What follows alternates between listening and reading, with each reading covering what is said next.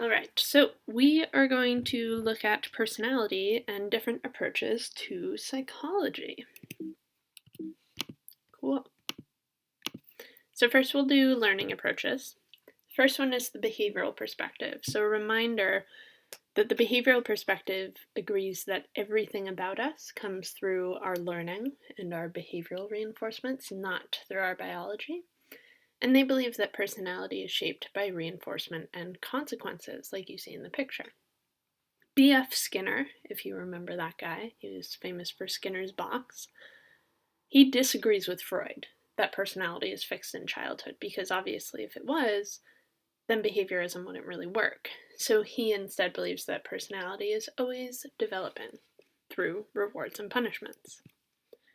Then we get to social cognitive. Albert Bandura, he came up with the social cognitive theory and self-efficacy theory, if you think back to last week. He agreed with behaviorism that personality develops through learning. However, he said that's only one part of the triangle.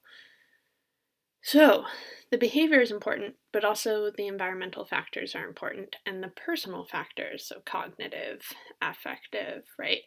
So, the way that you interact with something is a result of both your personal factors and the environmental factors. If you play this further down the line, you get something called reciprocal determinism, which says that, like I just said, cognitive processes, behavior, and context all interact. So, for example, someone is more likely to play chess if they think playing chess is cool and they know friends who play chess. Then their behavior is going to be to play chess. Albert Bandura also said that observational learning is how we learn most of our behaviors. Most of our learning is vicarious through other people.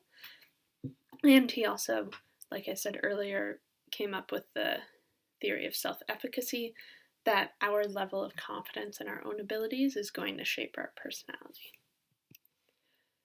Okay, so then you also have something called the locus of control.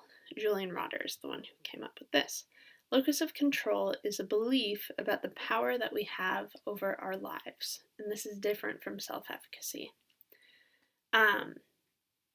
So instead of it being like, I want to do this, therefore I will, it's more like what controls how you do something. So, internal locus of control means that you believe that outcomes are a direct result of your efforts. So here, internal, you make things happen, right? I aced that test because I studied. External locus of control is the belief that outcomes are outside of our control. So things happen to you, right? That test was so hard, that's why I failed. My teacher hates me, that's why I failed. That's external. Then we, still in the social cognitive theory, have the Walter Mischel person-situation debate. So, he was a student of Rotter, colleague of Bandura, and he found that no data supports the claim that personality traits are consistent across situations. However, behavior is similar within situations. So, for example, let's say you're all in all a nice person, but you're really mean to your brother. Your personality trait isn't consistent across situations, but within situations that involve your brother, it is consistent. And this kind of leads to the marshmallow experiment, which is one that Mischel did.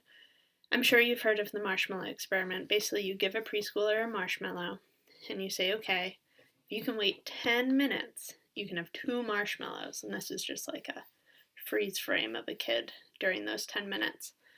If a child was able to resist, this predicted an ability to control oneself. Preschoolers who could resist temptation were more successful in high school. They even had more stable marriages. And then vice versa, right? If you couldn't control yourself, you didn't have those things. The one thing that they don't really talk about in this experiment is the confounding variable, which is that the home environment is actually a bigger predictor of self-control. If you have good parenting, if you live in an affluent family, you're more likely to have self-control than if you don't have those advantages. Okay, Now we're going to go into humanistic approaches. So humanism criticizes other theories. They think that psychoanalytic is too pessimistic, right? It's all about problems. Behaviorism kind of assumes that we're like robots, right? That our personality comes from behavior. Comes from rewards and consequences, which a robot could do. Instead, Maslow and other humanists wanted to focus on how healthy humans develop. So Carl Rogers is one of them. He kind of came up with these core ideas. So self-concept is our thoughts and feelings of ourselves, about ourselves. So clearly this little girl thinks that she's pretty, right? The ideal self is the person that you would like to be. The real self is the person that you actually are. And then happiness comes if those are congruent, if those match up. And stress can come if those are incongruent, if they don't match up.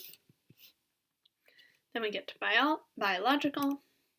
So evolutionary psychology would say that some personality traits are universal, whereas others differ across individuals. David Boos is a psychologist known for this. He came up with the life history theory, which looks at how people expend time and energy across history, and also the cost signaling theory, which measures honesty and deception between people. Another study that you can look to for answers about this is the Minnesota study of twins reared apart. So they found that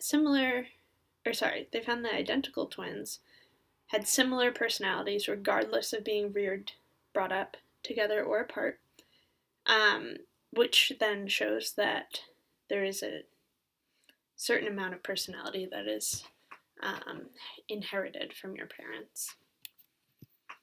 Also temperament.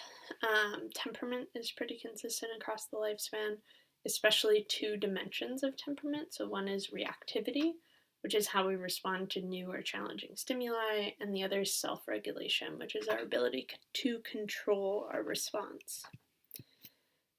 I was pretty terrible at this. I was not a easy child, and that kind of carried through. Like when I was in first grade, I had a worry box and conducted surveys on germs, so you can kind of see the trajectory there. Okay, beautiful.